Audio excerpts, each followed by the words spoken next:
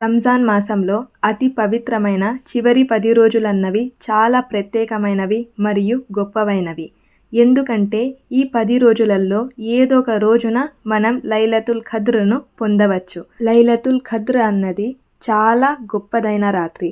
ఇది అల్లాహుతాలా మన అందరికీ ప్రసాదిస్తున్న ఒక గొప్ప బహుమతి. ఎందుకంటే ఈ ఒక్కరోజు మనం చేసిన అల్లాహ్ స్మరణ యొక్క పుణ్యం 1000 నెలల అల్లాహ్ స్మరణ కంటే ఎక్కువైనది మరియు గొప్పదైనది. 1000 నెలలు అంటే 80 సంవత్సరాల కంటే ఎక్కువ. అంటే మీరే అర్థం చేసుకోండి.